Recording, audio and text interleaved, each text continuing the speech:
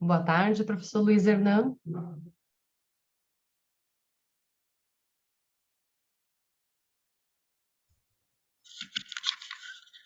Opa, boa tarde, professora Vanessa. Seja bem-vindo. Começaremos em breve.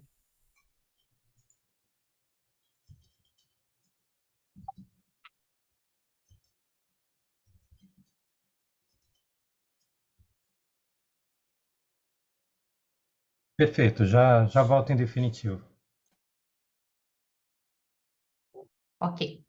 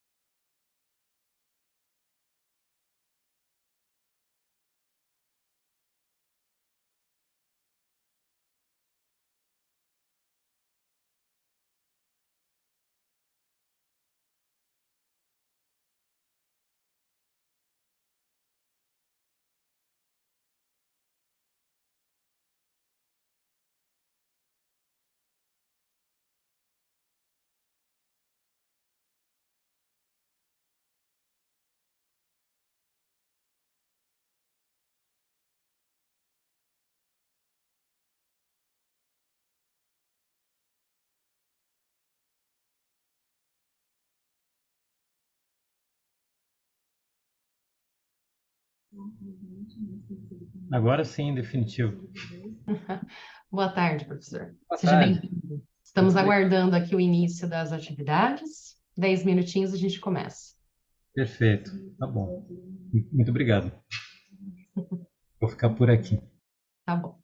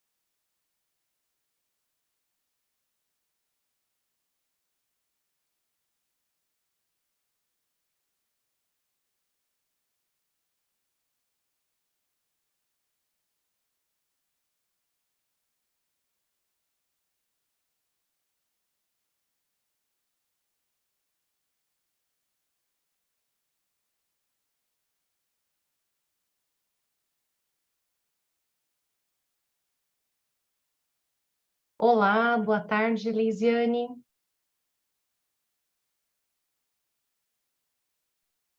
Olá, boa tarde, tudo bem? Tudo ótimo, seja bem-vinda. Obrigada. Estou só vendo aqui direitinho como é que vai funcionar, que essa sala é híbrida, né? Parte do pessoal está lá na FEA e nós estamos É? aqui no online.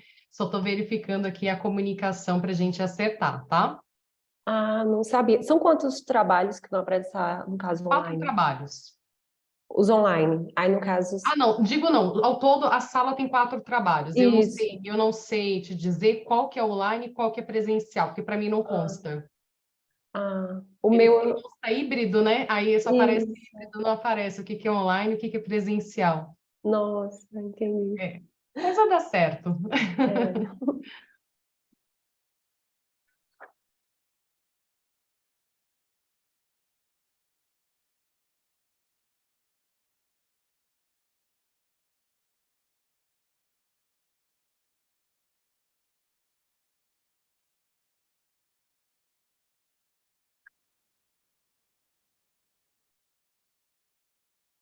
Vanessa, uma dúvida. As apresentações serão mediadas conforme os vídeos, né, que nós produzimos? Que bom. Exatamente. Eu vou projetar os vídeos. Já conversei com a moderadora da sala, ela prefere que a gente apresente todos os vídeos e aí na sequência a gente abre para discussão. Ótimo, porque eu estava preocupada que aqui está chovendo, aí a internet está oscilando muito. Eu disse, meu Deus, se tiver que apresentar, estava bem preocupada com a internet. Não, mas fica tranquila, a gente vai estar com os vídeos aqui. Oi, Andréa, tudo bem? Seja bem-vinda.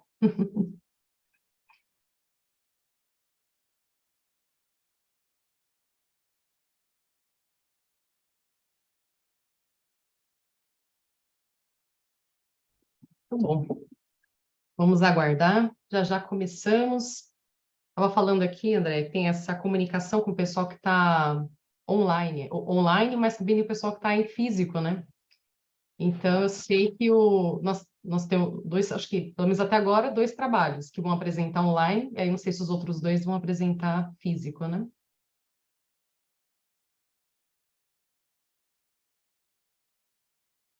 Tá aqui fechado. Ah, tá, tava fechado.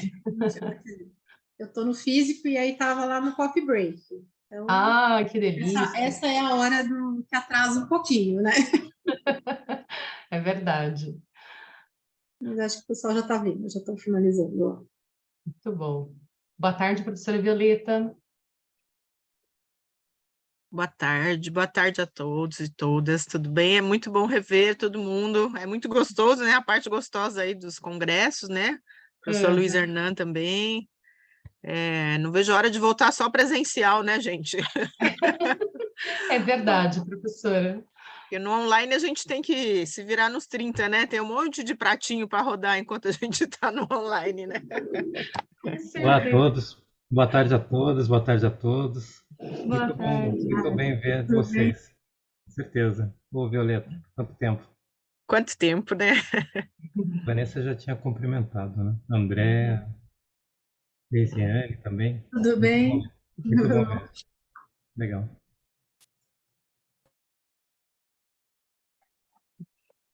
Boa tarde, E a professora Van- Elizabeth.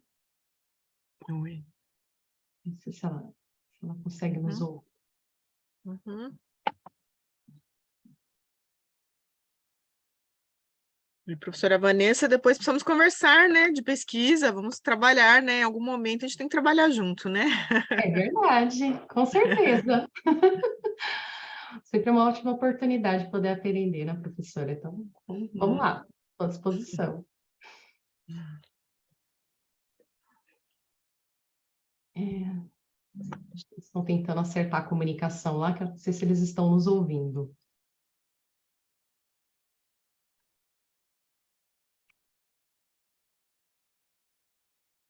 Então, nós temos aqui a Leisiane, que tem o segundo trabalho, né, Leisiane, de aprendizagem experiencial e o uso de modelos de negócio no cenário educacional, da bibliometria à metassíntese, né? Legal. Fernanda. Isso. Ai, o microfone não está funcionando. Deixa eu ver aqui.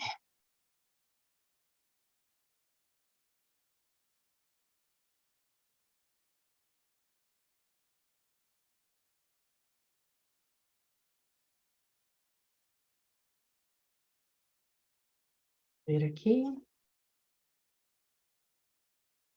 Deixa eu...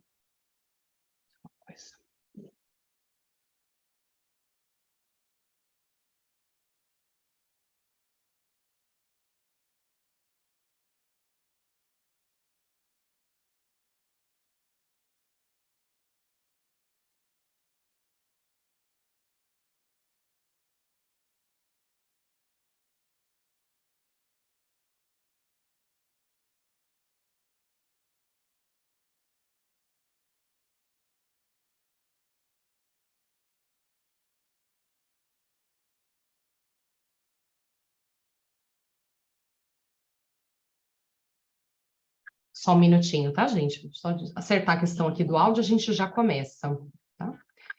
Seja bem-vindo, Cristiano, Fernanda, sejam todos bem-vindos.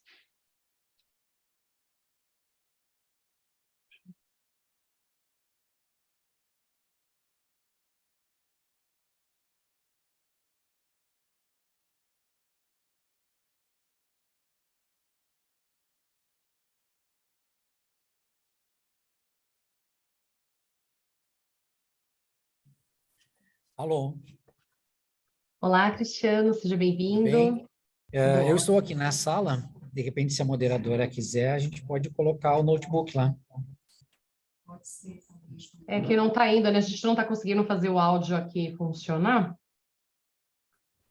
Ó, lá tá dando a câmera, ó. A câmera está funcionando bem. A câmera, a gente pode usar o meu som aqui, se quiserem. Talvez a gente pode criar um caminho aqui, né?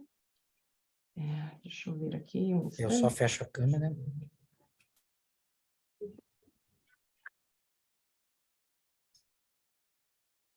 Onde é que está a câmera?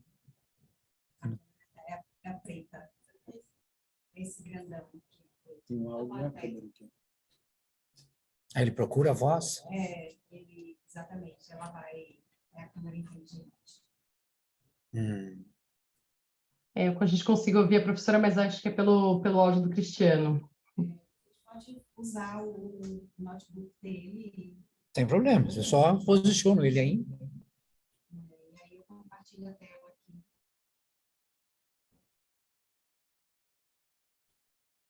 E para não ficar em... Eu fecho a câmera. Stop video.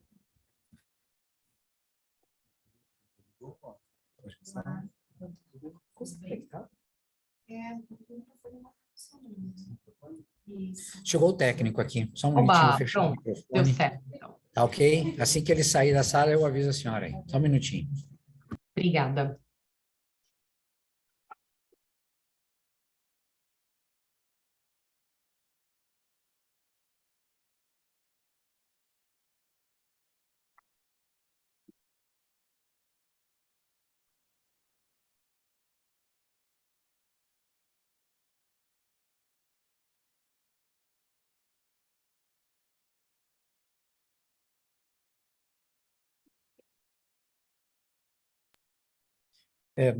A apresentação aqui, só por uma questão de ordem, a apresentação vai ser passados os vídeos e depois a gente vai debater, é isso? Exatamente. A gente vai passar todos os vídeos e depois a moderação e aí o debate. Pois é, para nós não ficarmos esperando, será que não seria interessante já começarmos os vídeos, depois só quem está presente aqui, depois a gente entraria com o microfone? Deixa eu só unir isso aqui, tá bom?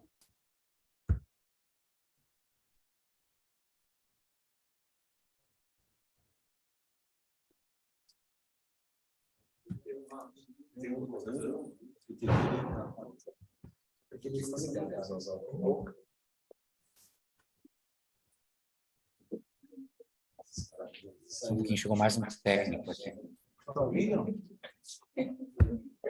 Não vai dar certo.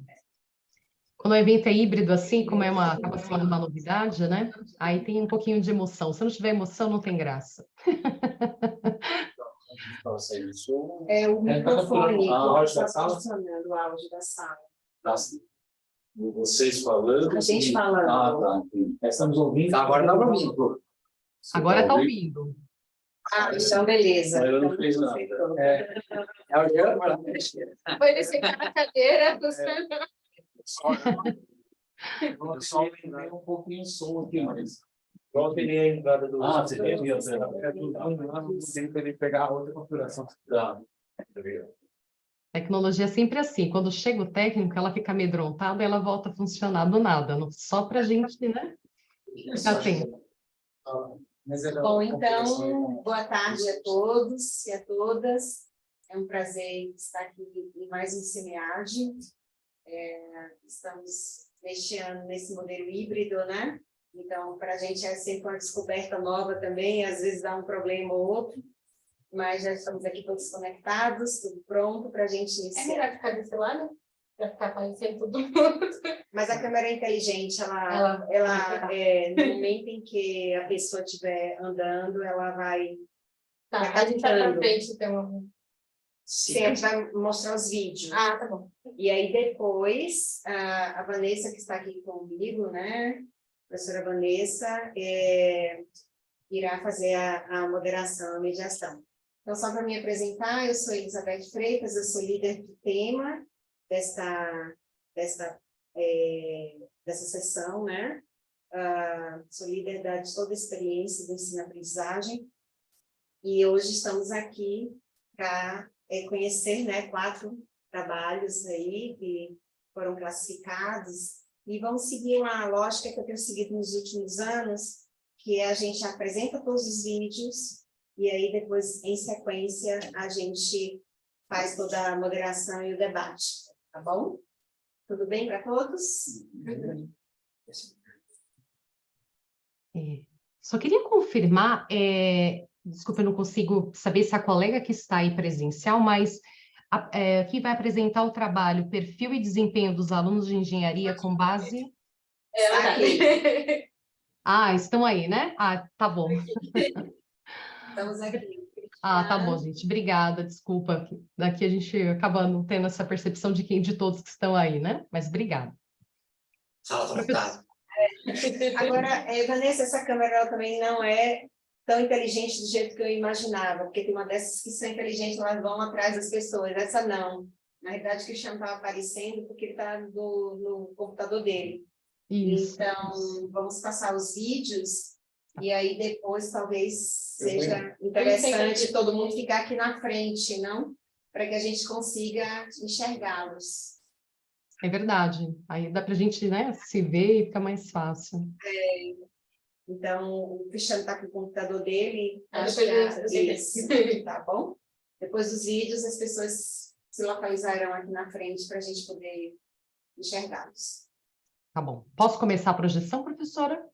Sim, pois não. Fique à vontade. Eu vou começar a passar, eu vou passar um trechinho e eu vou parar apenas para ver se vocês estão ouvindo o áudio, tá? Vou fazer o primeiro teste, que vou soltar só um trechinho. Estão conseguindo ouvir? Está bem baixo. Baixo. Ok, vou colocar aqui no máximo. Aqui, Então, aqui tá. para ver se é. Vou passar mais um trechinho. Eu sou o professor Cristiano da Veiga. Bem baixo. Ainda está baixo? Tá. Ixi, agora está no máximo do YouTube. Deixa eu ver aqui. A gente devia ter trazido meu notebook, era mais fácil. Deixa eu dar uma olhada aqui. Aqui também já está. Não, aí vai, agora... Agora solta aí um pouquinho para ver. Tá. Sejam bem-vindos ao Cineage 2022. Ainda está bem baixo. Só para aumentar o volume no computador dela. O professor Jean. Já tá no... Conseguiram? O computador já está no máximo, Vanessa? Tá no máximo do YouTube, ó. Tá no máximo. Que é da própria Isso. plataforma do YouTube. E o seu computador? O meu também. Tá toda na máxima potência aqui. Você quer que eu apresente daqui, que eu passe o vídeo daqui? Se a senhora puder, eu passo os links aqui para a senhora, então, na sequência. Eu entrei aqui na... É o 988 primeiro, né? Isso. É o 988. Isso. Vamos seguir essa sequência. Tá bom. Então, vou parar aqui. Aí. Aí, agora sim. Vocês estão ouvindo bem de casa? Agora até ele está... Não, aqui a gente não ouve. Deixa eu compartilhar a tela. Ah, você tem que colocar o som também. Ah, é verdade, espera aí. Tenho que colocar o som. Compartilhar a tela e o som. Isso, compartilhar o som. E agora ele reconheceu. Agora ele está buscando quem está falando. Câmera. 22. Eu sou o professor Cristiano da Veiga e em conjunto com o professor... Vocês estão ouvindo bem de casa? Agora tá legal, tá dando para ouvir. Ok. Então já vou passar aqui. Vou soltar. Sejam bem-vindos ao SEMEAD 2022. Eu sou o professor Cristiano da Veiga e em conjunto com o professor Jean Carlos Domingos desenvolvemos o trabalho denominado Aprendizagem mediada por simulação computacional 3D para o ensino da gestão de operações. No decorrer das apresentações, vocês poderão já estarem acompanhando algumas cenas dos modelos simulados computacionais 3D utilizados para essa pesquisa de ensino. O uso da simulação computacional e o uso de jogos sérios são atividades que vêm se expandindo em todos os níveis de ensino. Norteado pela estrutura pedagógica para o desenvolvimento de interface com o uso de simulação computacional para o ensino de gestão, elaborado por Veiga, Costa, Domingos e Paula, 2018, foi desenvolvido nesse minicurso online os conceitos operacionais de Kanban, de maneira a otimizar a compreensão dinâmica desses conceitos. Foram utilizados alguns recursos computacionais integrados e que possibilitaram, então, a simulação deste mundo do cotidiano. Como princípio geral, um ambiente de ensino mediado por simulação computacional necessita estruturação e organização que oportunizem aos acadêmicos uma série de situações, mesmo que simuladas, das condições de realizar as observações e abstrações das generalizações científicas estudadas em aula com os ambientes industriais e ainda por cima com a redução zero dos riscos ocupacionais de grandes grupos de estudantes ingressarem em ambientes industriais para estudos desta natureza. Para o desenvolvimento dos modelos 3D que os senhores estão acompanhando, foram utilizadas algumas ferramentas computacionais, como o Flexim, na versão gratuita, o modelo de 3D do SketchUp e também recursos dinâmicos integrados entre H5P e o Moodle. Esta proposta pedagógica teve seu conteúdo delimitado às sistemáticas simuladas pelos conceitos de Kanban em ambientes industriais. Como o grupo de estudo foi delimitado à amostra por conveniência, sendo estes os estudantes matriculados nos componentes curricular de administração de operações para os cursos de administração e de ciências contábeis da Universidade Federal de Uberlândia, nos quais os docentes também foram os pesquisadores responsáveis pela pesquisa. O período de coleta de dados foi durante 5 períodos letivos, entre os período de agosto de 2020 a fevereiro de 2022, e todos eles no formato remoto. A pesquisa contou 141 respondentes distribuídos entre 5 turmas de graduação em períodos integral e noturno que estavam regularmente matriculados no componente já citado. Para avaliar o trabalho, utilizou-se o questionário validado por Medina Lopes, Alfa Luque e Arenas Marques 2011, que trata da avaliação de desenvolvimento de software para o ensino de operações. Como primeiro resultado que foi observado, verificou-se que a necessidade de tempo de preparação deste material é muito maior do que o tempo de preparação das aulas do tipo expositivo dialogada.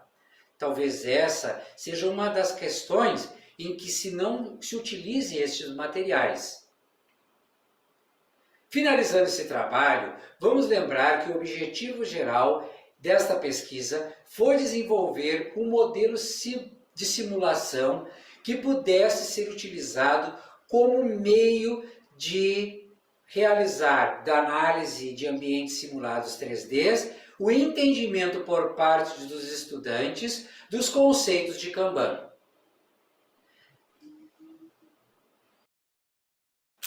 Por meio de diversas situações pedagógicas de aprendizagem em ambiente de simulação computacional 3D, foi possível oportunizar situações dinâmicas da compreensão dos conceitos científicos e dos processos cotidianos inerentes às sistemáticas operacionais do Kanban. Para isso, foram apresentados conceitos de simulação computacional e da teoria da atividade nos seus referenciais teóricos. E com base nos resultados da pesquisa realizada junto aos estudantes, pôde-se observar que, como melhorias, o desenvolvimento de um sistema visual constante ao longo dos modelos que foram utilizados. Como a IES adquiriu a versão educacional somente na metade da nossa pesquisa, nós decidimos, os pesquisadores, a mantermos o modelo em várias turmas, de maneira a não termos variações nos critérios e para ter uma análise robusta dentro de um mesmo volume de informações. Como principais contribuições deste estudo, foi possível destacar, primeiro, a proposição de uma abordagem vivencial simulada de ensino de operações que oportunizassem o entendimento dinâmico do conteúdo curricular estudado. Segundo, a mudança paradigmática dos estudantes frente a essas novas formas de aprendizagem. E terceiro, fomentar discussões sobre formas alternativas de desenvolvimento da aprendizagem de maneira dinâmica. Ainda como desafios a serem superados, este estudo destaca a necessidade de desenvolvimento de novas habilidades docentes para a elaboração de materiais focados no ensino simulado, o qual exige conhecimento técnico de diversas ferramentas e também de um longo tempo de preparação dos modelos ali utilizados. A dedicação, então, desse tempo, foi o segundo item. O desenvolvimento de plataformas que possibilitem a articulação diretamente nos modelos simulados integrados à plataforma de ensino. E um quarto ponto é desenvolver esse tipo de conteúdo na forma de AVA da instituição. O quarto ponto dessa pesquisa, como estudos futuros, seria de desenvolver este mesmo curso fora do AVA da instituição, de maneira a possibilitar acesso de estudantes de outras instituições de ensino superior para fazer as interações com as turmas ali atuantes. Então, como oportunidades de estudo futuro, pode-se destacar que a aplicação e avaliação efetiva destas sistemáticas, para além das maneiras tradicionais de se realizar, possibilitam o desenvolvimento e compreensões dinâmicas desses conceitos estudados. Realizar projetos interdisciplinares, utilizando um conceito com diversas outras ferramentas computacionais, proporciona um enriquecimento para o docente e também para os estudantes.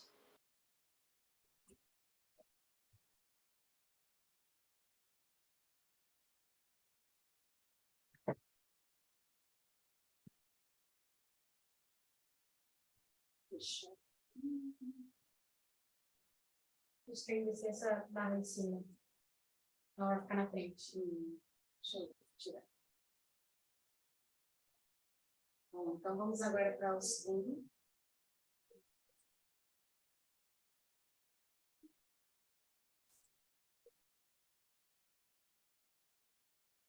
Sejam bem-vindos à apresentação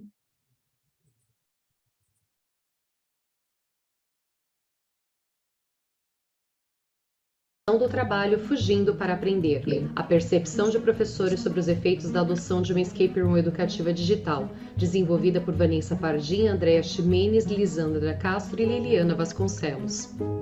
Meninas, acho que a gente está com um problema, eu não sei o que está acontecendo aqui. A apresentação vai começar e eu não encontro os slides. Meu Deus, o que faremos? Atenção, o caminho até a apresentação não será linear. Para começar, vá até a sala Wilhelm.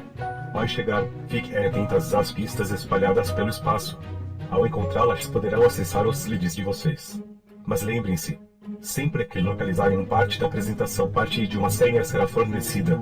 Anote-as para localizar a senha final e desbloquear a escape room de vocês. Nossa, meninas, será que encontraremos tudo a tempo? Em um momento onde tudo é digital, aperte o play para iniciar.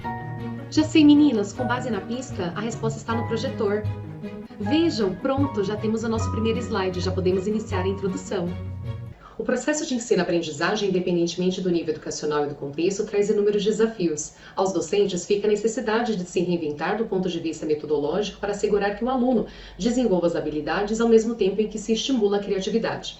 Para isso, muitos caminhos podem ser adotados e a aprendizagem baseada em jogos e a gamificação se constituem excelentes oportunidades. Nesse contexto, de maneira emergente, estão sendo desenvolvidas escape rooms educacionais, que se constituem excelentes oportunidades de aumentar o repertório de métodos ativos de aprendizagem dos docentes. Assim, este trabalho teve por objetivo analisar a percepção dos professores de diferentes níveis educacionais sobre o potencial educacional das escape rooms digitais, no que diz respeito aos seus objetivos, resultados de aprendizagem e a viabilidade de sua implementação. Como sou professor, não poderia me furtar de um referencial a apresentar. Já sei, a pista está ali na foto do professor Rui Leme na parede. Agora sim temos acesso ao referencial. As escape rooms são categorizadas como um tipo de gamificação, a metodologia ativa que utiliza técnicas ou elementos comuns a jogos em contextos pedagógicos. Elas são geralmente aplicadas a fim de melhorar a colaboração e a experiência social entre estudantes para proporcionar motivações interna e externa para a aprendizagem. Peter 2021, cita que a escape room é uma experiência de jogo mais forte que outros tipos de gamificação, pois ela apresenta desafios, ludicidade e uma sensação de realização no aprendizado. O jogo pressupõe a participação de um grupo de estudantes que vão trabalhar em equipe para resolver enigmas propostos com o objetivo de escapar da sala. A conclusão dos desafios, com sucesso dentro do prazo, faz com que os jogadores vençam e consigam sair da sala. Caso não consigam desvendar os enigmas dentro de um prazo, os participantes ficam presos, física e metaforicamente, nas salas e acabam perdendo o jogo. Eles são chamados de quebra-cabeças e utilizam um loop simples de apresentação do desafio, solução e recebimento da recompensa. A recompensa pode ser uma parte de um código que vai abrir um cadeado ou uma parte de uma peça que ajude a resolver o próximo desafio. Para analisar os dados, muitas são as medidas. Cuidado para não levar uma invertida. Olha aí, localizei mais uma dica. Está ali na variância. Muito bom. Já podemos falar sobre o método. Todo o nosso trabalho foi realizado um estudo fenomenográfico, sendo a coleta de dados realizada por meio de entrevistas online, questionário estruturado e as reflexões coletivas foram registradas na tecnologia digital Padlet. A análise de dados foi feita utilizando o software Max QDA Analytics Pro 2020 e também foram estipulados alguns critérios para revisar a qualidade dos resultados fenomenográficos, conforme Stanford Reis e outros. Referente à nossa intervenção educacional, o módulo sobre a Escape Room digital ocorreu como parte do curso sobre metodologias ativas de aprendizagem oferecido no 21º Encontro USP Escola, organizado pela Pró-Reitoria de Graduação da Universidade de São Paulo, com carga horária de 2 horas. E participaram desse estudo um total de 21 professores cursistas de diferentes níveis educacionais e áreas. Além disso, esse módulo tinha como objetivo de aprendizagem vivenciar a experiência de uma escape room educativa digital, experimentando seu potencial para desenvolver a competência da tomada de decisão. E foi marcada por 3 momentos, sendo que o primeiro foi o momento inicial, depois teve um momento com a aplicação da escape room digital, e depois foi seguida de uma reflexão dessa experiência. A Escape Room ela foi desenvolvida utilizando o Geniali, que é um software gratuito para criação de conteúdo interativo, e a saga ela foi denominada Shirley Lock Holmes e oferecida em uma versão demo com 20 minutos de duração, sendo o formato escolhido foi o aberto. E nas figuras apresentadas neste slide, há uma explicação sobre o motivo da missão que ajuda a entender e a resolver o quebra-cabeças, e ao final encontrar o código secreto. Muitas horas eu fico neste local, quanto mais confortável é o ideal. Esse está fácil. Depois de tantas horas analisando os dados, essa dica só poderia estar em uma cadeira. Vejam, ali está. Agora já podemos falar sobre os principais resultados da nossa pesquisa. Como é possível observar, os resultados mostram que essencialmente existem 4 grandes temas e 18 subtemas. No que se refere ao acesso à tecnologia e literacia digital, a intensificação da utilização das tecnologias digitais de informação e comunicação pode trazer inúmeros benefícios para o ensino e também para a aprendizagem, como é o caso da possibilidade de viabilizar a oferta e a escalabilidade de uma escape room digital. Porém, sua adoção traz inúmeros desafios e um deles é a questão da inclusão digital, que fica evidenciado na fala de um entrevistado que diz que o ambiente da escola em que leciona na rede estadual ainda não está adequado para a aplicação desse tipo de atividade. Já no que se refere à aprendizagem e trabalho em equipe, as características pessoais afetam a percepção em relação à efetividade de uma atividade do tipo escape room. No que se refere à experiência lúdica imersiva, com base na percepção dos cursistas, a escape room viabilizada permitiu criar uma experiência de aprendizagem divertida por meio dos quebra-cabeças que foram ali implementados, que estavam alinhados com a competência a ser desenvolvida, o que os deixou bastante motivados para conseguir realizar cada uma das missões e concluir o desafio. Neste local eu vou estar. Sergipe ideias eu quero partilhar. Encontrei, está ali em cima da mesa. Agora já podemos apresentar a parte das discussões. Com o desenvolvimento dessa pesquisa, nós percebemos que há interesse por parte de docentes de diferentes faixas etárias, gêneros, experiência e locais de atuação em utilizar metodologias ativas para que o professor não seja o único agente ativo em sala de aula. Os participantes da pesquisa não tinham experiência anterior com a escape room, nem física, nem digital. Para além da diversão, uma escape room educativa digital se constitui uma ferramenta eficaz para fortalecer os conhecimentos teóricos ministrados em uma disciplina, trabalhando o conteúdo curricular de forma lúdica e cooperativa.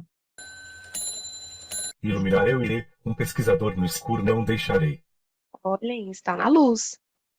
Agora já podemos iniciar as considerações finais da nossa pesquisa. Que a partir da resolução criativa do quebra-cabeças e do trabalho em equipe, por meio da escape room educativa digital proposta, permitiu não apenas que o objetivo de aprendizagem fosse alcançado, mas que também fosse reconhecido pelos participantes como alinhado aos objetivos do jogo. Além disso, os professores cursistas do estudo podem ser classificados como inovadores ativos, pois estão dispostos a adotar novas metodologias e tecnologias em suas aulas para tornar o aprendizado cada vez mais ativo. Contudo, a escassez de recursos nas instituições de ensino e o tempo que é dedicado ao desenvolvimento desse tipo de atividade podem dificultar a adoção de uma escape room digital. Você já sabe, a senha é secreta, vamos relembrar as pistas. Agora digite a senha para concluir a missão. Parabéns! Vocês concluíram a missão. Como recompensa, devolve o acesso à escape room educativa digital. Agora o grupo convida você a conhecer a nossa escape room. Para isso, acesse o QR Code. Obrigada pela atenção. Olá, este estudo tem o título Are You Still Watching? Um estudo sobre os preditores da prática problemática de binge watching. O artigo possui...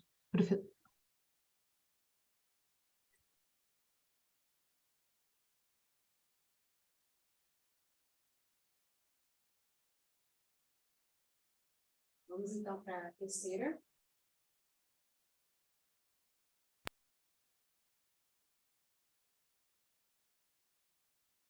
Olá, pessoal. Me chamo Leisiane Maiara e estou aqui para apresentar o trabalho Aprendizagem Experiencial e Uso de Modelos de Negócios no Cenário Educacional, da bibliometria à metassíntese.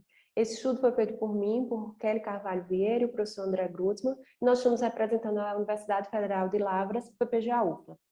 Bem, o processo educativo e as preocupações com o indivíduo e suas experiências têm estimulado a adoção de modelos de negócios inovadores, a exemplo da aprendizagem experiencial. Essa aprendizagem ela vem trazer um caráter pedagógico construtivista, onde o aluno ele passa a ser ator central no processo de ensino-aprendizagem.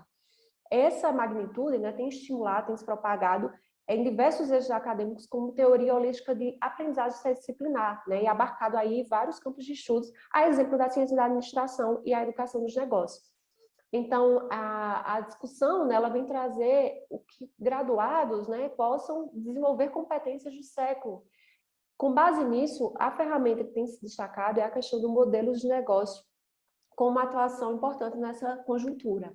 Os modelos de negócio, ele vem trazer a lógica de como a organização cria, gera, entrega e captura valor e aproveita as novas oportunidades. Então, o uso de modelos de negócio junto à aprendizagem experiencial, ela vai apresentar um processo interativo, coletivo e co-criativo.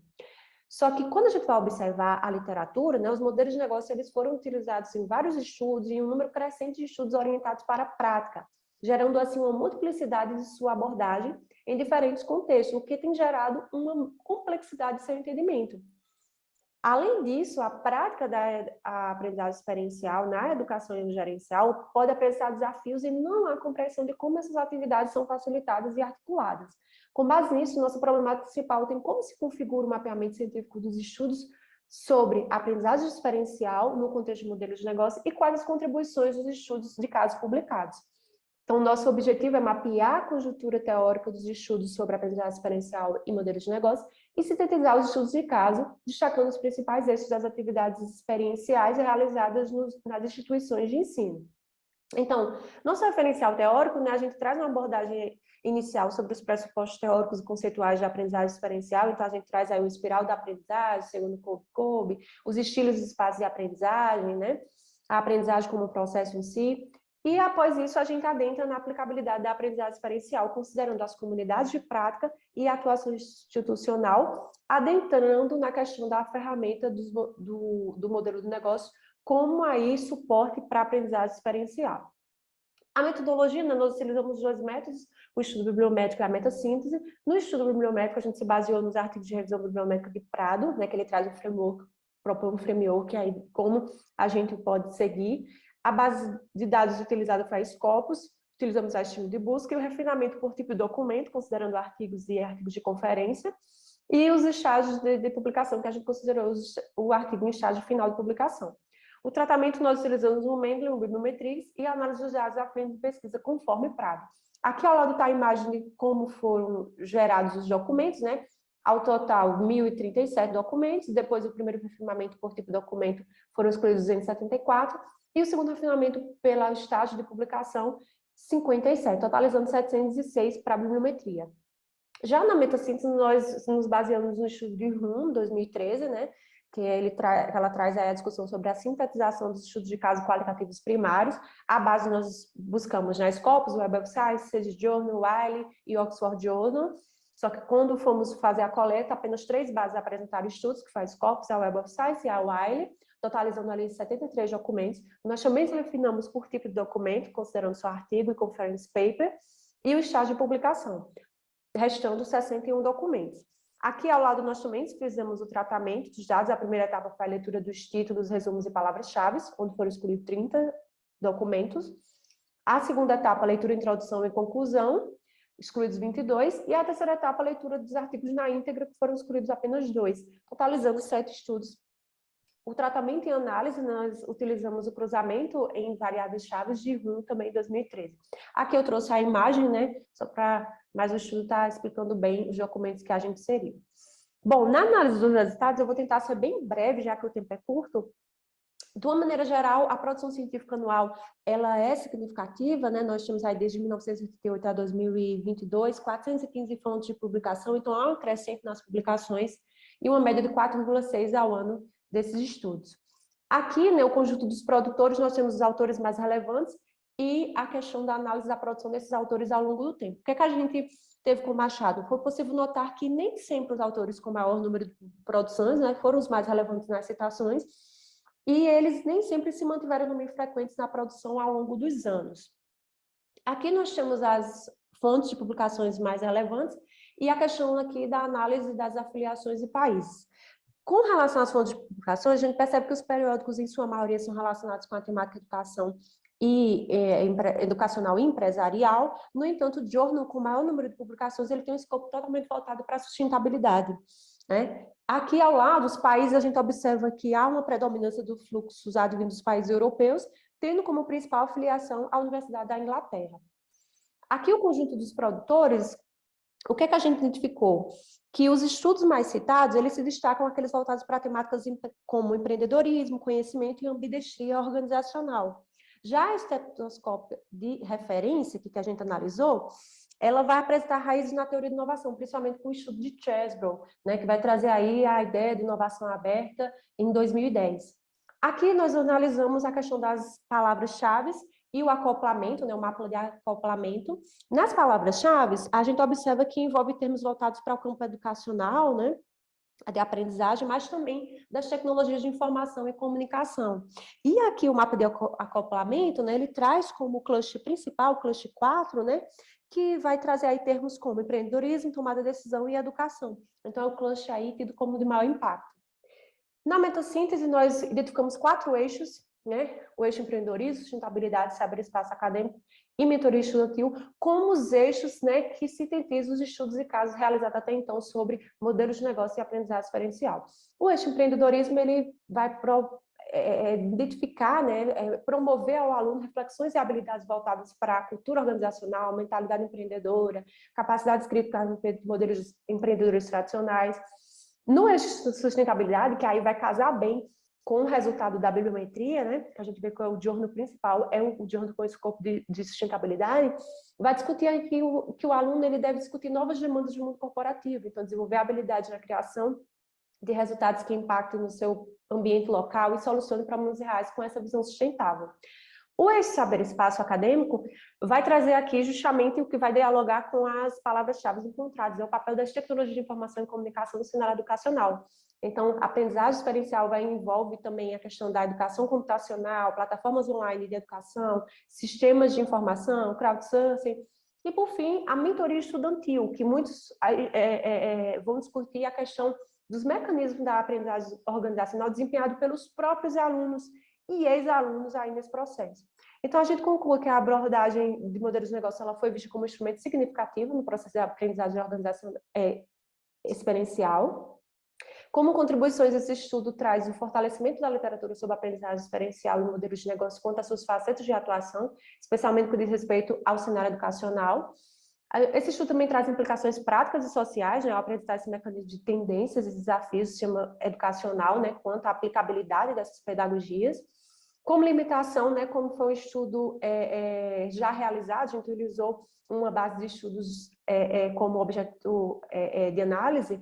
Então, como futuras pesquisas, a gente indica investigar a problemática considerando o contexto empírico, né, a fim de fortalecer aí o contexto. Aqui as referências principais e meu muito obrigada.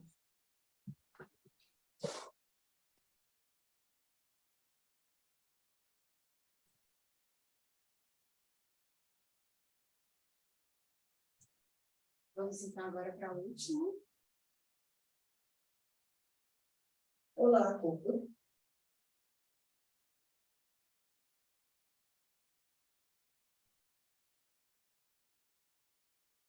Essa é a apresentação do trabalho Perfil e Desempenho dos Alunos de Engenharia, com base nos resultados das avaliações do ENAD, trabalho este escrito por mim, Natália Andrade, e pelo doutorando Fernando Freire. O Exame Nacional de Desempenho dos Estudantes, o ENAD, é uma prova que ela é realizada anualmente por estudantes do ensino superior em início e conclusão de cursos. Essa prova ela compõe os indicadores de qualidade do ensino superior e ela serve como base para abrir ou fechar cursos nas instituições de ensino e para a criação de diferentes políticas públicas. Entre os objetivos desse trabalho estava traçar um perfil dos estudantes dos cursos de engenharia e para isso foi realizada uma análise descritiva dos dados, identificar variáveis que têm impactos significativos no desempenho dos alunos, utilizando um modelo de regressão logística, verificar a evolução das notas do conceito ENAD das instituições através de um modelo de regressão multinível. Para o modelo de regressão logística e análise descritiva, foram utilizados resultados válidos das provas do ENAD do ano de 2019, e já para a modelagem multinível, foram utilizados os resultados do conceito ENAD das instituições de 2017 e do ano de 2019. Esses dados foram retirados do site do INEP, que é o Instituto Nacional de Estudos e Pesquisas Educacionais Anísio Teixeira, que é o instituto que aplica as provas do ENAD. Analisando o perfil dos estudantes de engenharia que realizaram a prova do ENAD em 2019, a maioria dos estudantes era dos cursos de Engenharia Civil, Engenharia de Produção ou Engenharia Mecânica, sendo esses 3 cursos representando 70% do total de estudantes de engenharia que realizaram a prova naquele ano. Se a gente olhar a distribuição das notas do estudante de engenharia no ENAD 2019, essa distribuição ela se adequa muito bem a uma curva normal. 67% dos estudantes de engenharia eram de instituições de ensino superior particulares e 68% dos estudantes eram estudantes do sexo masculino. Analisando a modalidade de ensino, 98% dos estudantes realizavam o curso de forma presencial e, se a gente olhar a região na qual eles estudavam, nós temos a predominância de 3 regiões principais, sendo a principal o Sudeste, com 55% dos estudantes, seguido pela região Sul, com 18% dos estudantes, e, na sequência, a região Nordeste, com 17% dos estudantes. Apenas 14% dos estudantes tinham estado civil casado. Se a gente olhar a concentração da renda, 70% dos estudantes declararam renda de até 6 salários mínimos, e contra 14% que declararam renda de acima de 10 salários mínimos. A variável Bolsa Mérito foi uma variável escolhida por mim para ser analisada nesse trabalho, para entender a importância dos alunos terem sido bolsistas em relação aos resultados do ENAD. E se compararmos os resultados do ENAD, apenas 25% dos alunos declararam que foram bolsistas por mérito ao longo da graduação. Em contraponto, analisando os alunos que disseram que trabalharam ao longo da graduação, a gente tem 60% dos alunos que trabalharam junto com a graduação, o que pode ter a ver com o fato da maioria desses alunos terem feito cursos em instituições de ensino superior particulares, e relação também com a faixa de renda da maior parte dos alunos que prestaram o ENAD no ano de 2019. Olhando agora para a faixa etária dos estudantes, a média de idade dos estudantes foi entre 26 e 27 anos, e quando a gente olha para o grau de escolaridade dos pais, em sua maioria, o pai e a mãe não tinham superior completo, o que casa muito bem com o perfil, com as outras informações que a gente já viu anteriormente sobre os estudantes que prestaram a prova, os estudantes de engenharia que prestaram a prova no ano de 2019. Para a criação do modelo de regressão logística, a gente classificou os estudantes em alto desempenho e baixo desempenho com base na média das notas que eles obtiveram no exame do ENAD. Esse foi o modelo de regressão logística final obtido. Das variáveis de entrada do modelo, houve a retirada das variáveis modalidade de ensino e estado civil, que foram retirados pelo processo de stepwise, pois elas não se mostraram estatisticamente significantes para o modelo. Avaliando o modelo. Depois de analisar o modelo para diferentes valores de cutoff, foi escolhido o cutoff de meio. Para o cutoff de meio, a sensitividade ficou em 58% e a especificidade em 75%, obtendo assim uma acurácia de 67,12%, que é um valor maior até que outros trabalhos que foram encontrados. Analisando também a curva ROC do modelo, a gente sabe que a área do curva ROC, quanto mais próximo de 1, mostra quanto melhor, mais preciso o nosso modelo ele pode ser. Aqui, nesse caso, a gente obteve um valor de 0,72, que é um valor muito bom para o modelo, que mostra que o nosso modelo ele consegue prever bem se um estudante vai ter ou não um alto desempenho.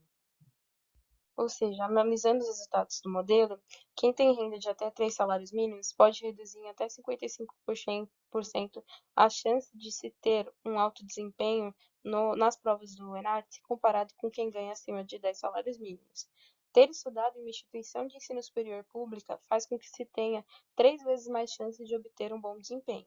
Trabalhar ao longo da graduação reduz em quase 20% a chance de obter um bom desempenho.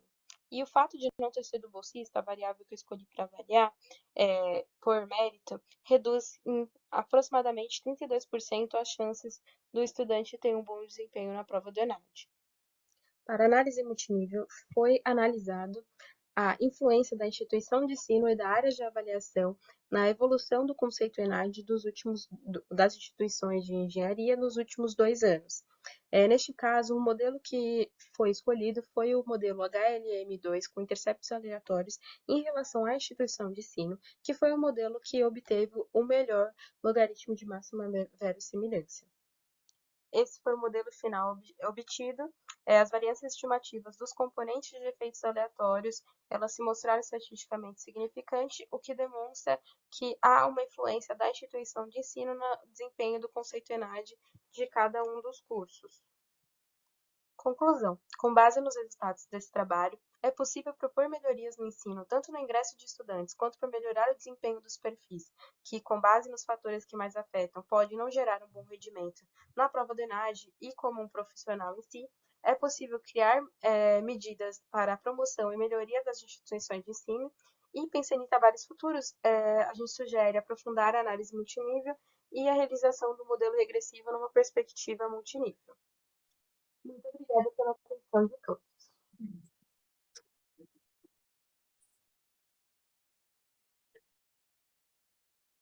Bom, então estão apresentados os 4 trabalhos, né, dessa sessão. Era bom que todos viessem aqui para frente, pode ser? Só para a gente poder fazer o debate, as pessoas todas de casa também. Ah, você está no computador, não tem problema. Nós conseguimos. Você trouxe para isso? Isso. Sente aqui.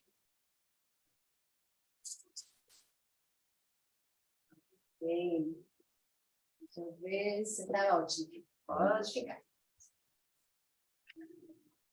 Prontinho, professora Vanessa. Vamos então partir para a sessão, né, de debates e de considerações aí sobre os 4 artigos.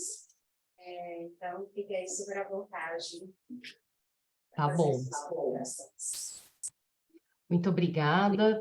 Em primeiro lugar, queria agradecer, né, por estarmos aqui juntos, podendo, né, desfrutar desse momento de ver aqui 4 trabalhos tão diferentes, né, mas ao mesmo tempo tentando trazer ali cada uma à sua maneira uma contribuição para o avanço aqui da ciência. Mas vamos lá. Eu vou começar aqui fazendo alguns questionamentos, gente, mas vamos juntos aqui debatendo e tentando, vocês fiquem, quem está assistindo também, fique bem à vontade para contribuir. Eu vou começar com o do Cristiane e do Jean, tá? Em primeiro lugar, parabéns pelo trabalho de vocês, que vocês desenvolveram. É muito bonito, né, ver o esforço que cada docente faz ali nos bastidores, né? Porque as pessoas imaginam, quem não é da docência, que a sala de aula entrou, ministrou, mas não sabe que todo o trabalho que o professor faz é fora da sala de aula, né? E aí eu fiquei aqui com algumas dúvidas, e aí mais para a gente discutir pensando no processo criativo de vocês, né? Hoje eu trabalho bastante com Moodle, trabalho bastante com H5P, e aí a minha dúvida com vocês ficou no seguinte sentido. Vocês fizeram ali a questão de criar um ambiente simulacional, criar um objeto, né, baseado em simulação 3D, e aí vocês dizem que vocês fizeram as gravações dos vídeos e levaram para dentro do Moodle e usaram o H5P para trazer ali uma interação com esses estudantes durante os vídeos, né? E aí minha dúvida foi em relação à aplicabilidade da ferramenta H5P dentro desse processo.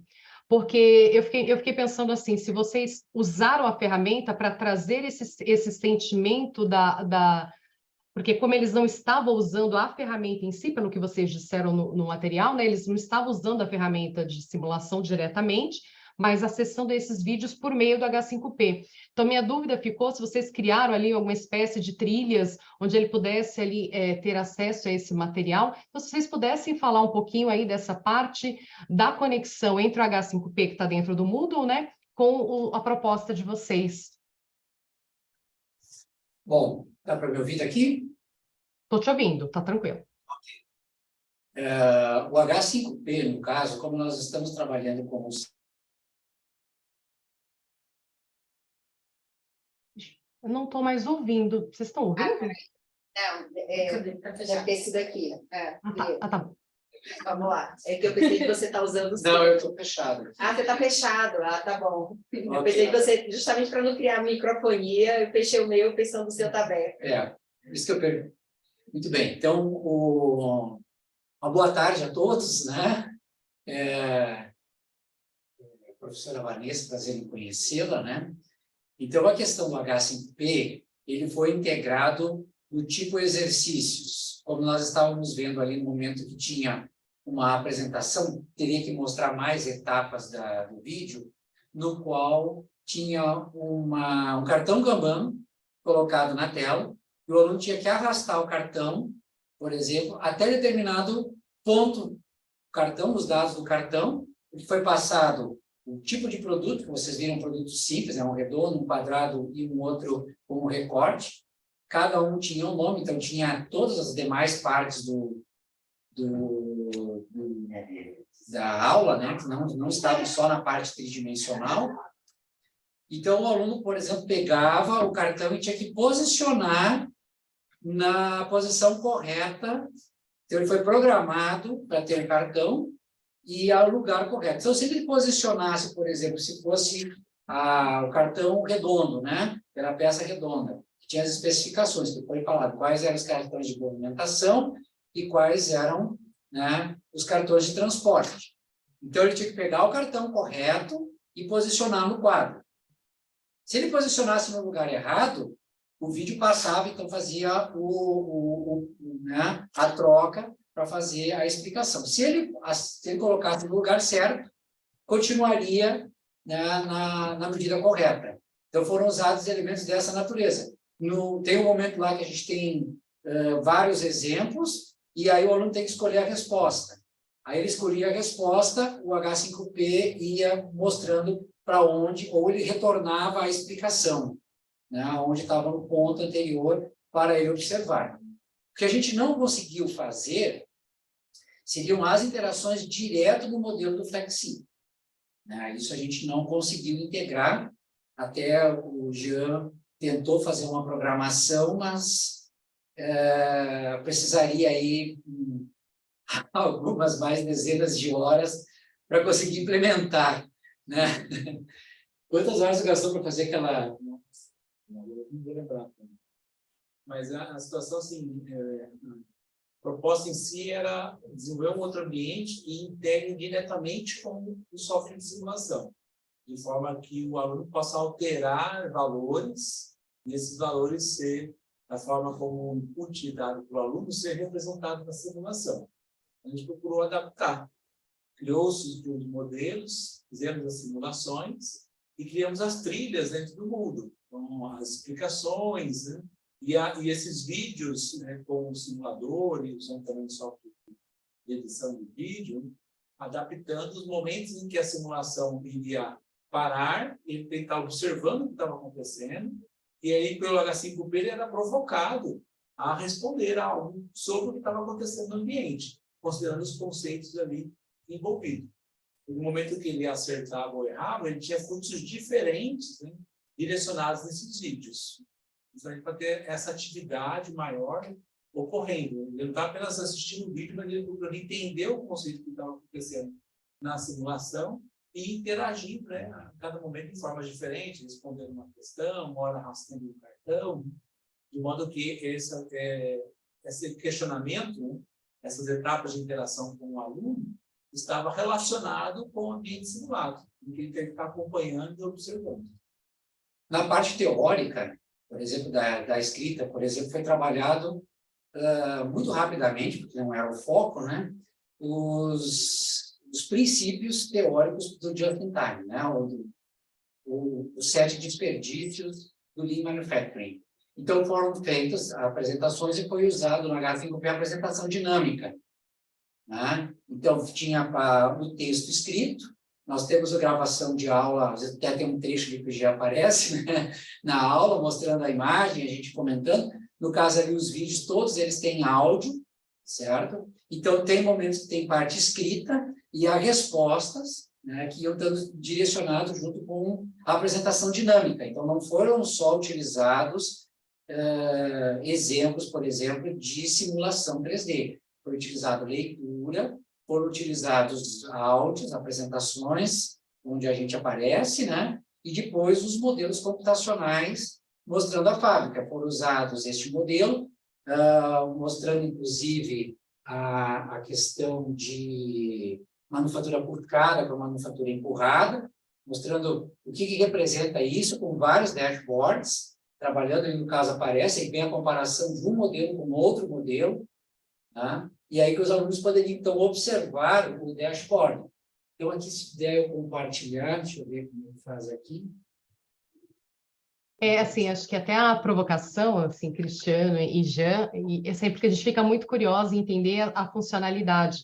E aí, quando você lê o trabalho, é uma coisa. Quando você vê o autor falando, né, de todo esse processo, ele traz ali uma questão diferenciada, né? Vocês trouxeram ali um peso para H5P, que é o seguinte, mostra muito da versatilidade do próprio professor, de que quando ele não consegue desenvolver, usar um recurso como uma ferramenta, mas ele consegue fazê-lo de outras maneiras, né? Então, isso acaba sendo bastante enriquecedor para esse processo, né? Sim, no caso aqui, né, aqui a gente tem todas as questões deste modelo que foi desenvolvido por professores da Universidade na Espanha, acho que era a Universidade Autônoma de Madrid, se não me falha a memória, onde eles trabalham. Então, aqui no caso, né, os itens com maior interações, né, na parte inferior, eles que apresentaram a menor interação, tá? Então, por exemplo, assim, eles não entenderam muito os roteiros. Tá? Então, quando eles erravam a explicação e voltava o vídeo, né, os alunos, professor, por que voltou para cá? Não dizia que errava.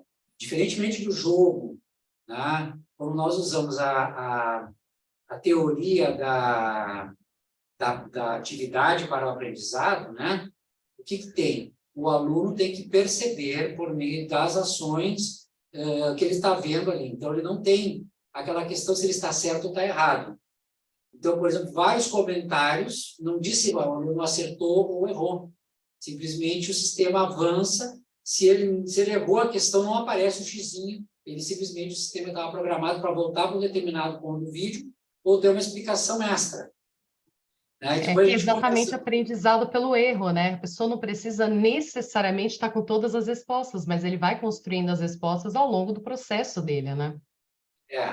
E aí, nessas questões, né, os alunos ficavam vendo os padrões operacionais e entendiam, mas eu não estou... O que estava acontecendo lá? Por que ficava voltando várias vezes do vídeo no mesmo ponto? Ou seja, ele não conseguia. E aí vem um padrão paradigmático, né? Até assisti hoje de manhã, né, numa apresentação dos soft skills, que é exatamente isso. Nós ainda estamos no modelo cartesiano de aprendizagem, onde o aluno entende a aprendizagem como resultado de uma nota, quantas ele acertou e quanto ele errou. Não necessariamente a compreensão do processo, que é diferente do trabalho das colegas, embora sejam complementares da lógica de jogos. A lógica de jogos, você vai lá, vai ganhando os pontos, você vai tendo lá a gamificação, vai tendo as trilhas, vai somando as medalhas, enfim, aqui não tem isso.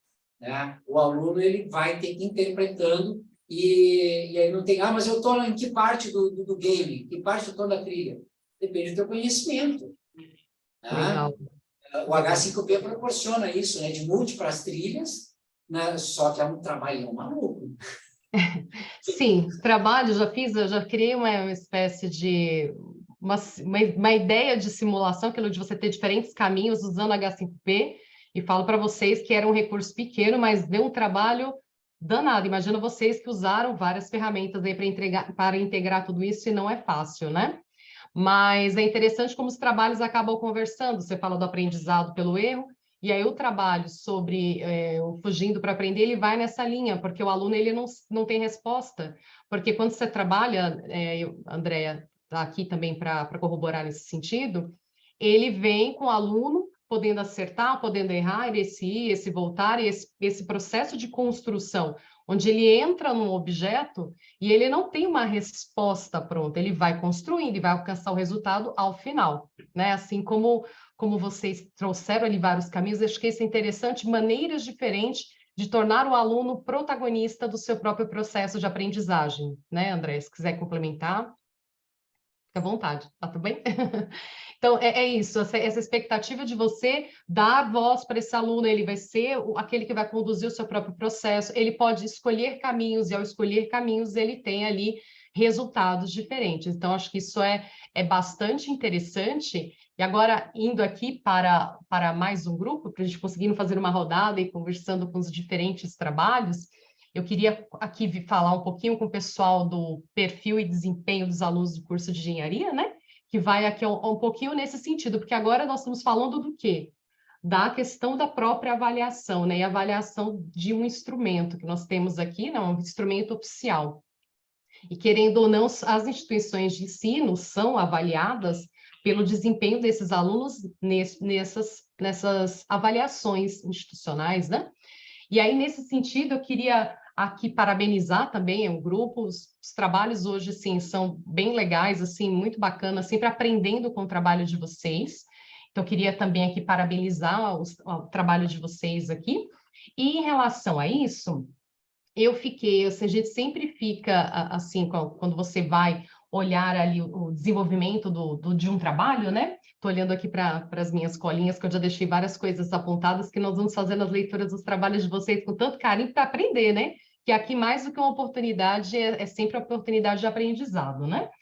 Mas, assim, o que eu fiquei pensando, eu fiquei com uma dúvida ali, até complementada pelo vídeo e tudo, mas se vocês pudessem falar um pouquinho, em relação à contribuição dos achados de vocês na parte da análise multinível, quais são, assim, as principais contribuições que vocês trazem? Porque eu sei que o trabalho para um evento, a gente tenta ali diminuir um pouquinho para poder comportar ao evento. E aí termina lá na conclusão de vocês, e aí vocês acabaram não explorando tanto. Eu fiquei com essa dúvida de quais são essas principais contribuições, aí pensando do ponto de vista teórico, do ponto de vista da prática, contribuição social, qual a principal contribuição dessa parte da análise multinível que vocês trazem no trabalho de vocês, nessa perspectiva de contribuição aqui para a sociedade, né? Fiquei curiosa nessa parte do trabalho de vocês, se vocês puderem ajudar aqui. Em primeiro lugar, boa tarde todo mundo, né? Boa tarde. Então, qual que é a contribuição da modelagem multinível? A modelagem multinível, ela consegue trazer, às vezes, alguns detalhamentos que são um pouco maiores em uma análise de regressão, ou dependendo da análise que você for fazer. Nesse caso, a modelagem multinível ela foi utilizada para analisar como que a nota da instituição, o que impacta a nota do curso, né? Qual que é o que impacta mais? Se, no caso do estudo, a gente analisou se era a área que o curso estava, então, o fato do curso ser de engenharia civil, ele tem isso impacta para que ele tenha uma nota melhor ou pior do que um curso de engenharia elétrica, né? Então, foram algumas perguntas que a gente queria tentar responder. E outro ponto que a gente colocou também, a instituição de ensino em que está aquele determinado curso. Então, o fato de eu ter feito o curso de engenharia aqui na USP, ou o fato de eu ter feito o curso de engenharia numa outra universidade, uma outra instituição, isso gera um impacto em como que vai ser a nota daquele curso em si. E aí, a análise multinível, nesse caso, ela me trouxe que o fato da instituição que está alocada aquele determinado curso, ele tem um impacto maior, sim, no conceito ENAD do curso, então na nota geral, ou seja, essa nota ela é composta pela nota dos estudantes, pela análise que eles fazem das instituições, então a gente sabe que tudo isso ele acaba impactando pela própria instituição em si. Então, a gente consegue saber que para a gente melhorar o conceito ENAD de uma determinada instituição, de um determinado curso, no caso, eu teria que trabalhar em cima daquela instituição que que eu estou vendo, porque é ela que está puxando a minha nota. Então, assim, de um ano para o outro, a melhora ou a piora vai depender de como aquela instituição ela foi nesse período.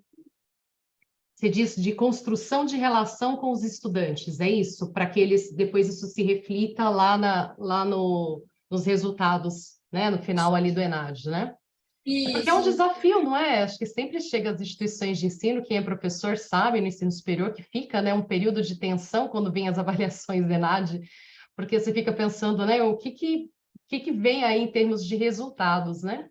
Então, sempre acaba sendo um desafio nesse sentido, avaliar caminhos que as instituições possam adotar no sentido de aprimorar o processo de aprendizagem, que isso tem um efeito não só na avaliação, mas também na formação desse estudante, no preparo para os desafios que virão, né, na profissão por isso dele. que a gente deixou lá que a ideia, né, é que isso possa corroborar para a criação de políticas públicas para a melhoria ali da instituição em si, né, no caso da modelagem multinível, e também, né, melhorias assim, de como a gente vai lidar com os perfis dos nossos estudantes que eles entraram na instituição e a gente quer que eles se formem, que eles aprendam, porque ali a gente já tem um norte de quais perfis que estão tendo um desempenho um pouco pior, né, que acaba não tendo um bom desempenho se a gente comparar ali com a média. Então, já te dá um norte de onde você deveria estar fazendo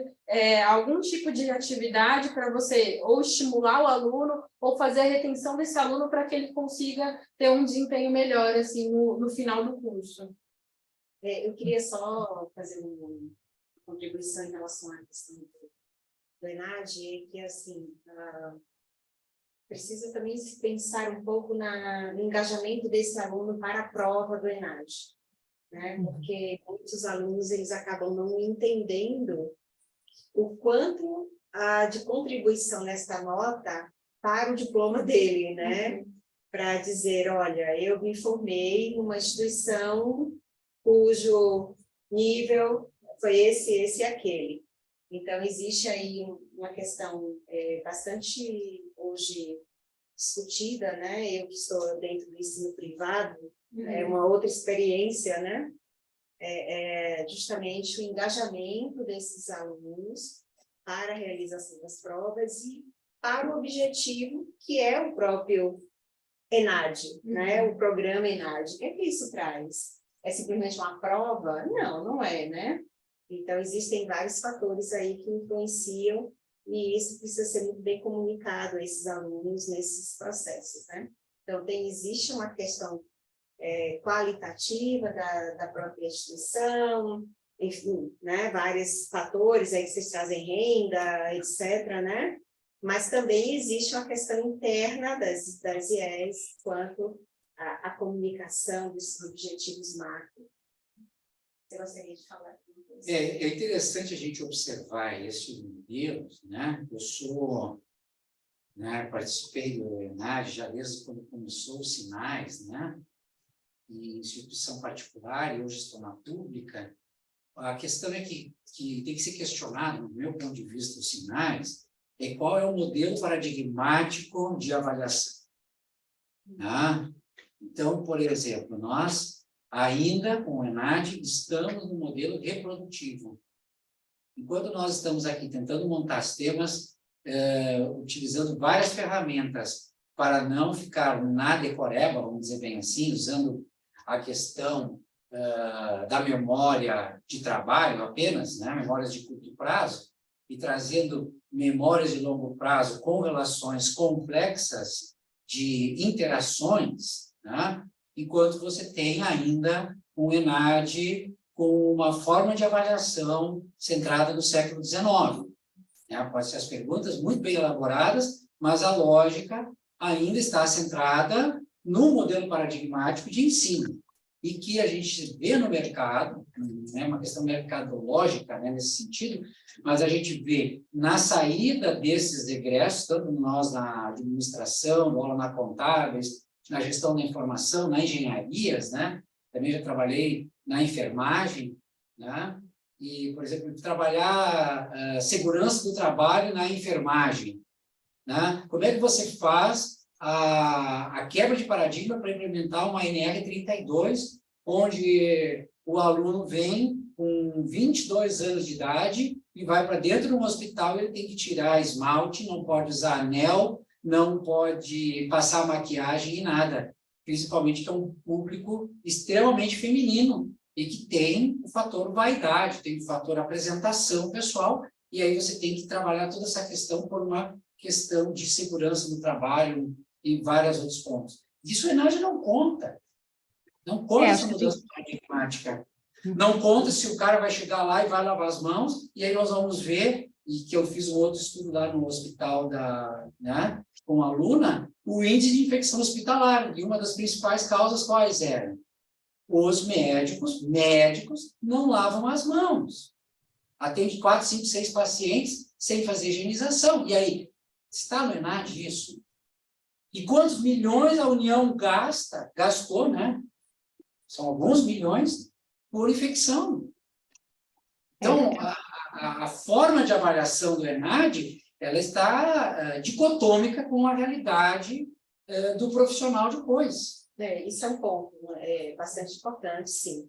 Agora, eu senti assim, que no trabalho, um pouco a falta dessa variável também, né? De uma coisa mais clara. Eu sei que o estudo não permitiu isso, né? Não era o escopo dele, mas talvez por uma questão aí de próximos aprofundamentos, né? Ter um pouco mais de claro. E abre margem, né, professora? Abre margem para dar continuidade no estudo, para pegar exatamente esse ponto, né? Sair apenas dos elementos que estão previstos ali na avaliação, tentar aprofundar um pouco mais, né? É um caminho interessante para o trabalho, né? Desdobramentos desse estudo, né? Acho que é sempre bastante importante aqui. Agora, mas uma coisa que é importante também é observar tudo que foge muito desse escopo, nós temos que tomar, assim, pensar um pouco com cuidado. A professora falou, né, agora, né, da experiência dela numa instituição privada, né? E aí você pensa o seguinte, imagina que você tem lá, vocês fizeram um trabalho aí, né, Cristiane e Jean, né, fizeram um trabalho prático, levando uma metodologia ativa, legal, né? Nós fizemos aqui no trabalho também essa ideia de usar uma metodologia ativa, que coloca o aluno como centro no processo. Vocês falaram do tempo necessário de investimento para fazer esse tipo de atividade, vocês trabalharem em 2, né? Então, nós também fizemos uma atividade que demanda um tempo danado. E aí você coloca isso, onde um professor, né, gente, ele vai estar lá com 2, 3, 4 disciplinas. Eu já tive colegas que um dia chegou e falou, eu tenho 7 disciplinas diferentes esse semestre, o que eu faço? Então, existem outras questões importantes desse processo, porque geralmente a gente acha que as soluções para tudo na educação está só na mão do professor, quando não está. A gente tem que avaliar que a questão é muito mais estrutural, nós temos muitos outros elementos envolvidos nesse processo. O que não significa que nós vamos ficar parados, porque o professor ele gosta de fazer, quer fazer diferente, vai atrás, mas não significa que o caminho ele é fácil. Eu acho que uma questão de a gente pensar muito é o apoio que o docente acaba tendo nesse processo. Então, se você fala assim, por exemplo, curso à distância. Curso à distância, você tem um professor, você tem uma equipe multidisciplinar por trás para criar elementos. E o professor que está numa sala presencial, quer seja presencial, quer seja no formato híbrido, entende? É isso que a gente precisa pensar, ele às vezes está sozinho. Cadê o apoio desse professor? Ele tem que contemplar uma série de competências que muitas vezes fica difícil para ele, né? Se adaptar a esse novo cenário. E aí, o que nós fazemos? Acho que são perguntas que fica também para nós que estamos nesse processo, né, tentar buscar caminhos para solucioná-la, porque não é fácil. Mas é isso. Funcionar, por exemplo, ali, né, só para contribuir nos casos do seu trabalho lá, né, nós fizemos a pesquisa até, por exemplo, de como aparecem os índices melhores, né, por exemplo, quais são os tipos de fontes de melhor leitura em tela. Então, nós fomos pesquisar, são as fontes serafins. Quais eram os tamanhos das fontes? Nós tínhamos que estudar tamanho que a pessoa está da distância da tela. Então, para a cada 1 centímetro, você consegue enxergar 4 metros. Então, todo esse tipo de coisa você tem que fazer estudo, né? Que tipo de letra, tipo de fundo, né? As tonalidades, daí os modelos, né? Trazendo a representação com ambientes gráficos. O que é tudo aquilo que tem lá dentro? tem que explicar o que é um container, inicialmente aparece, né? O que é um rack, como é que funciona o FIFO, né? Tudo isso dinamicamente. Então, é uma outra forma de o aluno enxergar. Né? Então, Eu queria só colocar nesse sentido, que a hora que você começa a pensar nisso, o nosso, como falou no vídeo, foi uma demo, né? Foram 20 minutos de escape. E a hora que você começa a ir por essa vertente, você tem que simplesmente, não, eu acho que é até aqui que a gente vai. Porque senão não acaba, você não põe em prática nunca. E a hora que você põe em prática, começa a surgir, né, com o feedback dos alunos, começam a surgir outras coisas que você não pensou, ou que realmente ali, você até pensou, mas você tinha deixado para lá, porque senão não saía.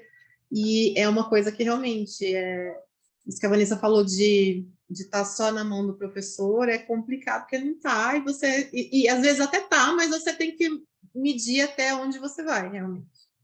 Acho que são escolhas, na verdade. É verdade. Não é fácil, né? As escolhas acabam sendo, não são fáceis, né? Então, mas é preciso em algum momento colocar para rodar, e acho que ouvir as pessoas, e aí a Andrea está aqui, a gente não foi a primeira vez, né, Andrea, que a gente aplicou essa questão do escape, e é engraçado que cada vez você tem um feedback, te coloca para pensar, e você volta para a prancheta, tem que ajustar, porque todo esse estudo que vocês foram fazendo, eu acredito que vocês fizeram um estudo de vocês pegaram uma amostra de 2020 a 2022. Então, a expectativa é que vocês foram, ao longo desse processo, provavelmente tendo que promover ajustes até naquilo que vocês criaram a partir do feedback ali dos próprios estudantes, né? Então, você vê que não é só fazer e colocar para rodar, mas tem o próprio processo também de aprimoramento que tem que estar previsto quando você acaba criando ali objetos de aprendizagem, né? Então, também é um processo bastante desafiador, né? Bom, mas deixa eu só aproveitar aqui, né? Temos o trabalho da Leisiane, não sei se eu pronunciei corretamente, está correto? Certinho? Parabéns pelo trabalho, achei muito interessante você fazer um estudo, né, que seria pelo olhar da bibliometria, iniciando com a bibliometria e depois indo para a metassíntese. Achei bastante interessante ali a proposta de vocês. E aqui eu fiquei com uma dúvida, assim, aí a gente aproveita para trocar ideias metodológicas também, que eu acho que isso é muito bom, o tipo de trabalho que você traz propicia isso, né? E aí eu achei interessante, e aí eu queria que se você pudesse, né, falar um pouco sobre isso, mas assim, você começa com uma análise bibliométrica, né? E aí você usa a Scopus como base inicial. Aí a minha dúvida foi porque vocês usam R, né, nas análises. Aí eu fiquei na dúvida do seguinte, por que não tentar trazer mais uma base, como o caso, né, você poderia pegar a Web of Science, por exemplo, daria para fazer um merge nas duas ali, fazer, né, rodar as análises. E a segunda pergunta, alinhada a essa, é como que, porque assim, quando eu lendo o trabalho, deu uma impressão, porque depois, assim, não ficou claro se, a partir dessa análise da bibliometria, você deu continuidade, fez aqui a metassíntese a partir daquele levantamento, complementando com outras bases, né? Eu fiquei com um pouco de dúvida em relação a esse processo da transição da bibliometria para a metassíntese. E aí, que aí você traz outras bases, então se você pudesse falar um pouquinho sobre esse processo de integração, até porque ele vai culminar no final naquelas categorias que você coloca, né? E aí eu fiquei com um pouquinho de dúvida, porque quando você olha no resultado lá da bibliometria, ele já traz ali também alguns construtos, eu fiquei ali na dúvida, se você puder falar um pouquinho? Então, pessoal, boa tarde a todos. A primeira escolha da Scopus, né? Como esse artigo foi mais um artigo de disciplina, né? A ideia seria agregar outras bases, né, para utilizar no R. Só que como a gente queria também utilizar a metassíntese, eu falei, eu não dou conta de... Ou eu faço uma bibliometria mais completa, ou eu agrego, e como assim a intenção seria realmente ver as metodologias que estão sendo utilizadas, aprofundar mais, aí eu falei, não, vamos usar a Scopus, até porque a Scopus, assim, ela tem um quantitativo bastante significativo, né, diante das outras bases. A gente até buscou a Web of Science, né, que seria a segunda base mais forte, e a gente percebeu até que muitos artigos continham já na Scopus. A gente fez, não, vamos fechar a Scopus, que fica melhor para fechar a bibliometria. Com relação à metassíntese, a gente iniciou um novo processo, porque na bibliometria a gente usa a string de busca, então é aquela string completa. Na metassíntese, a gente já vai pelo uso dos termos realmente. Então, a gente é como se tivesse começado do zero para outras bases, para os outros. E na bibliometria, a gente usa termos mais... a aprendizagem experiencial a gente utilizou no título. E o modelo de negócio em tudo, em qualquer contexto do estudo.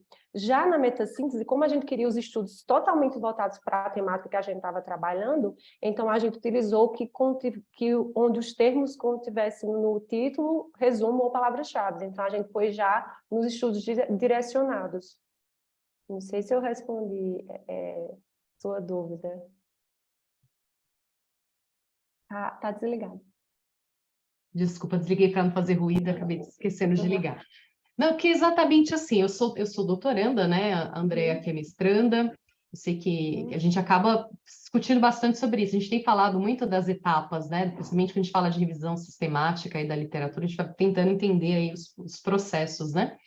E aí, quando você iniciou a bibliometria, eu achei super bacana, entendo que é o trabalho de uma disciplina, e você tinha ali uma ideia já clara, mas acho que essa é uma coisa para a gente, talvez, assim, e falando também como aluna, tá? Pensar, porque na hora que você lê, eu fiquei com essa dúvida mesmo, separadamente eu entendi os dois estudos, mas juntos eles ficaram sem uma conexão clara, né, assim, no texto, mas eu acho que dá para ajustar no sentido de que você coloca, até agora você falou, você foi no afunilamento, depois você falou, olha, aqui eu peguei geral, mas agora eu vou afunilar a questão dos modelos de negócios aqui, e aí você afunila. Eu acho que aí é o ponto em que você pode colocar de integração, que você vem desse maior e vai pegar dali um recorte, mas tem que justificando o porquê da importância de pegar esse maior aqui na parte da bibliometria,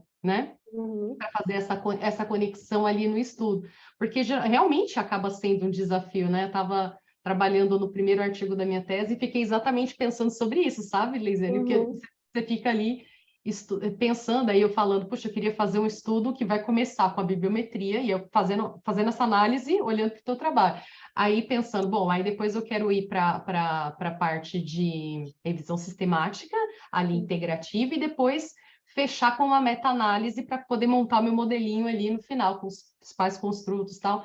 E aí eu fiquei pensando muito nessa de como a gente consegue fazer, dentro de no mesmo estudo, onde você usa duas metodologias diferentes, tentar fazer essa conexão, né? Acho que acaba sendo para a gente um grande desafio, né? Como pesquisador, porque a gente tem muita vontade, né? E uma das grandes dificuldades que a gente observa é que, por exemplo, as buscas nas bases, elas são diferentes. Então, por exemplo, a string de busca que eu usei na Scopus, dá para usar na Web of Science, mas aí já não dá para ser de journal. Então, a gente acaba, quando vai para um estudo mais qualitativo, a gente usa os termos. Então, eu nem utilizei eu fiquei realmente... Porque como usei os dois métodos, né, aí realmente confunde um pouco. Mas aí na metassíntese não dava para usar a string de busca, por isso que não deu para... Eu entendi o que você quis dizer, que era, de repente, eu já pegar os estudos que estavam na bibliometria e analisar para a metassíntese. Só que aí não tem como, eu tive que começar do zero. Isso, eu tive que começar do zero. Aquela questão do snowball, né? Acho que também daria, e aí você talvez justificar a ida para essas outras bases, talvez indo por esse caminho, né? Isso. Ou, de repente, como a sua proposta é meta-análise, eu acho que talvez daria mais certo. Como é metassíntese, então ela fala assim, não, a ideia é refinar para os artigos serem direcionados. Na bibliometria, infelizmente, a gente não tem como contabilizar, mas às vezes tem artigos que eles não são, né? Às vezes só fala mais de um ou outro. Mas realmente, muito obrigada pelas contribuições. Imagina, estamos, né, trocando ideia, você alimentando aqui, a gente é isso, né? Esse momento é muito rico para aprendizado para a gente que também está assistindo, né, os trabalhos, né? E ler o trabalho de vocês foi muito gostoso, é um processo mesmo de muito aprendizado. Vanessa, qual é a tua tese? Oi? Qual é a tua proposta de tese? Estou trabalhando com sistemas tutores inteligentes, gamificados. Então, a gente vai usar a questão da aprendizagem adaptada, né? Por meio de ir usando ao mesmo tempo a questão da gamificação no processo. Então, eu vou trabalhar aí no desenvolvimento de um protótipo. Também estou na mesma nota que vocês. Né? Qual é o curso? Administração. Eu estou na Não, mas- linha de métodos quantitativos e informática. Não, mas em qual faculdade, qual universidade? Na FEA mesmo. Ah, aqui na USP. Isso. Não pude estar aí esse ano, mas o próximo estarei. Por uma questão de saúde eu não estou aí, mas o próximo, se Deus quiser, estarei aí. Tudo melhor para você, então. Obrigada. Bom, então, eu acho que as contribuições aí foram muito importantes, né, para o desenvolvimento do trabalho de vocês. Eu quero agradecer muito a Vanessa aí por todas essas colaborações, interações. A troca também é sempre muito rica, né? E, claro, agradecer a todos vocês aí pela participação, pelo empenho, né? Pela persistência, resiliência, todas essas competências que nós que amamos a educação, amamos, né, estar em sala de aula e educar, principalmente, sempre estamos dispostos a cada vez mais, né, aprofundar e fazer acontecer. Eu acho que é muito isso, é fazer acontecer. Então, eu quero agradecer e esperamos vê-los aí em outras salas também. Muito obrigada aí pela participação de todos, online, presencial. Estamos agora nesse modelo híbrido e assim eu acho que vamos continuar. Então, tchau para todos. Tchau. Obrigada, Tchau, Vanessa. pessoal. Tchau. Tem mais. Obrigada, professora, pela oportunidade. Até mais, pessoal. Um abraço. Tchau, tchau, gente. Sucesso para vocês. Também. Tchau. Tchau.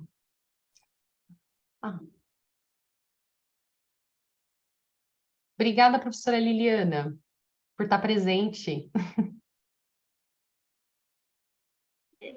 Olá! Olá, tudo bem, Vanessa? Você está bem? Tô na luta aqui. Ah, então, eu ia desligar e ia mandar um WhatsApp para você, falar, nossa, você foi ótima, adorei. Ah, que bom, obrigada. Foi super bem nos comentários. Um pouco tensa, na primeira vez. Ah, não, você foi excelente, super cuidadosa, com ótimas sugestões.